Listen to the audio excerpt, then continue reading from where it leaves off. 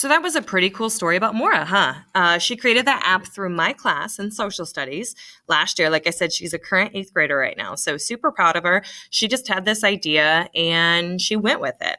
So, all right. I said a while ago I was going to challenge you and I still haven't. So let's hear our challenge. Your challenge is to create a product, service, or initiative that empowers individuals or our community to take action on an issue or problem in our world. Remember, as I said, making the world a better place. Oh, that's a lot to swallow. Let me unpack that for you. We have created this into 3 phases that will make this a little bit more bite-sized and will help you better understand. And trust me, if you're like, I don't know what you just said to me, Ms. Crone, I will unpack all of this for you, I promise you. So phase 1 is going to be our research. That's where we're asking a bunch of questions. We're going to learn about issues. And finally, also in phase 1, you're going to select an issue that you're passionate about. That's our empathize and define. This could be an issue that is in Plainfield, in Hendricks County, in Indiana, or United States, or it could be a world issue. So we want to ask a bunch of questions and we want to find something that you're truly interested in. Phase 2 is our ideate and our prototype. It's to make a plan and create. Now, remember, one of the things that we're going to continually do is ask questions. And you might need in phase 2 to kind of go back a little bit to phase 1. Maybe you find that you need to narrow down your topic a little bit more. You went a little too broad. And then phase 3 is going to be to receive constructive feedback. So we are going to test and to launch. And this might be through a gallery walk. It might be through a teacher. It's going to be some peer. We're going to reflect it, and then we're going to share it with others. We're going to launch. Ideally, we are going to launch our projects to both each other and to the community. But how we're going to launch this, I'm going to discuss with you a little closer to like our actual while we're in the projects. So I want to tell you this is a fictional story. And my students that I had in class, you're like, oh yeah, Miss Crone definitely tells stories. Here we go, buckle down. But I want to tell you a story so I can better explain how this might look. So this, my friends, this is Mrs. Tucker. Miss Tucker, she is a 7th grade English teacher here at PCMS, and I'm sure you've laid eyes on that angel baby face. Let's just say Miss T loves the ocean. Remember, this is a fictional story, so bear with me. Miss T loves the ocean, and she loves all the creatures that in it. So when I presented the challenge to her, which remember was to create a product, service, or initiative that empowers individuals or our community to take action on an issue or a problem, she was like, hashtag Team Save the Ocean, hashtag Mermaid Habitats Matter, and hashtag I didn't watch Blackfish, but I heard about Blackfish and I cried about it for like 2 months. So she was like, done, girl, I'm doing an ocean project. That's all I want to do. That's it. I was like, nah, girl, nah. Remember, like, that's not how the design process works. That's not what we're doing. Remember our phases? I just said our phase. We've got to research. We've got you have to research, you have to ask questions, and then we're going to select our issue because I'm telling you, there's so many things out there that you don't know that Miss Tucker. And so Miss Tucker was like, she very angrily went back when I told her no about the ocean. I'm like, I'm not saying totally no yet, but you got to research. And so she went to researching to open her eyes to other issues. And you see, you don't know what you don't know. I know that sounds silly, right? But basically what I'm saying is there's actually very little that we do truly know. And there's other things that we think we know. But if you don't know about an issue, then how can you know truly what you're passionate about? So Miss T at the end, Miss Tucker, she's totally welcome. She does all her research and she comes to me and she's like, ocean, done. I told you from the beginning. And I'm like, okay, I support that. I saw your research. That sounds great. But you need to narrow it. And so then she has to go in. Am I worried about plastic in the ocean? Saving the coral reef?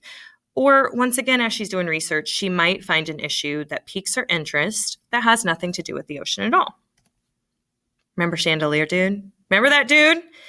This dude thinks it's going to be appropriate to give light to a homeless campsite, but with $4.7 million. No.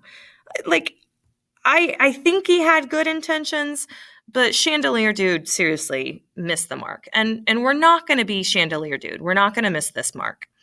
So Miss Tucker went and asked questions and looked things up, and she started looking in our community. And she was like, I really felt like all ocean all day.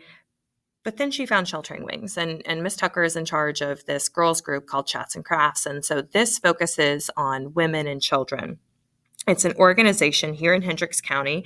And she's like, I think this is it. I think this is what I'm interested in. So she played around on the website, and she wanted to figure out how she could help. But here's the thing. She wanted to help without giving money. And it's not because she doesn't want to give her money away. It's that money's not always the most appropriate thing to give. Money, it's a very, very generous thing to give. But it's not always possible for people. And once again, it's not always the most appropriate thing. So Miss T thinking. And then one night she ate a Snickers and an idea came to her. She actually has this passion, and it's for embroidery hoops. And she was like, I've got to use this passion to give back in some way, to make the world. This is what I'm trying to do. I'm trying to make the world a better place. When I'm sad, this embroidery hoop really helps me doing it. It's something that's relaxing. So she decided that she was going to email Sheltering Wings to see if maybe she could make an embroidery hoop for some women and children there, if that would be an appropriate thing. There are so many things that are needed, and just like Chandelier Dude, and there are a ton of items that she saw that they needed, but maybe I could do something just a little bit different, a little bit out of the box. Well, so she emails them, and due to safety and protection, she's not able to get, she wanted to know, how many women, how many can I make? They can't give those kind of answers away. So she thought it was safe to stick to flowers and animals and encouraging messages that this could be gifted to brighten someone's day who is struggling. Now, part of Sheltering Wings, like I said, it's protecting women and children who are in domestic violence situations. And would this service, would what Ms. Tucker do, end domestic violence? No, it's not going to. But Ms. Tucker could give hope. She could send love to women and children, and they would know someone out there cares about them and wants to brighten their day, even if they were not able to do so with donating money or donating goods. It's just something that she thought that they could keep and might be able to brighten their day. So, and just like that, you might find that you're interested in the refugee crisis and things like that. We can't single-handedly end those, but there's so many different ways we can make the world a better place. And my friends, it's just something simple can go a really long way. And that's something that we're going to find along this path too, I hope, on our Wednesdays together. So remember those phases. Like I said, at first she thought she wanted to do the ocean, and she would have needed to narrow her topic down. But through asking questions, keeping an open mind, she was able to help people through doing something that she loved, something that she was passionate about. And for part of her challenge, so what does this look like, Mrs. Crone? So she made some embroidery hoops, so she's done. Well, not quite. So a part of her challenge, remember, we're going to be together for 15 Wednesdays, and all these Wednesdays are going to look a little bit different. But so for phase 3, remember, that's our test and our launch.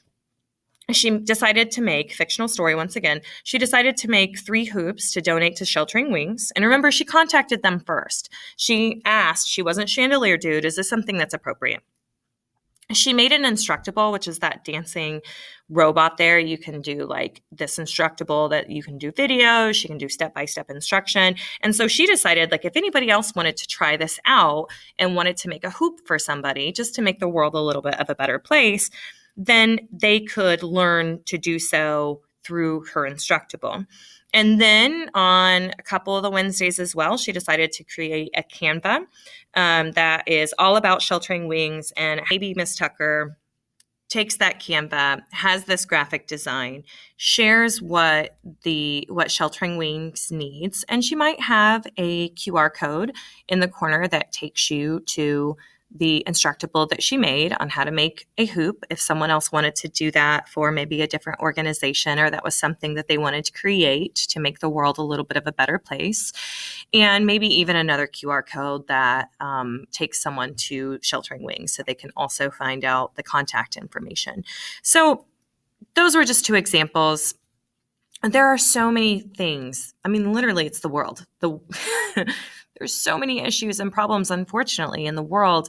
And like I said, some are big and other ones are just like little things that we can do daily that make the world a little bit of a better place. Yours might be upcycling old clothing.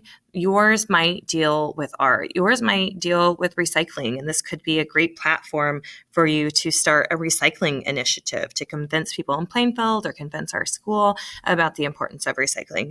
There's just so many different things. All I know is that I truly encourage you to use your passion to make the world a better place. I mean, honestly, you have your challenge. Remember, create that product, service, or initiative that empowers individuals or our community to take action on an issue or a problem in our world. And we'll see that again, and we're going to continue unpacking that. But you have 50 minutes every single Wednesday to devote your time to this. You do. And you only live once, so let's do it right. And let's do this together. I really want to make our world a better place. I have 2 little boys, and it's really important to me that we are continuing every single day. And honestly, I can't wait to see where your passion takes you.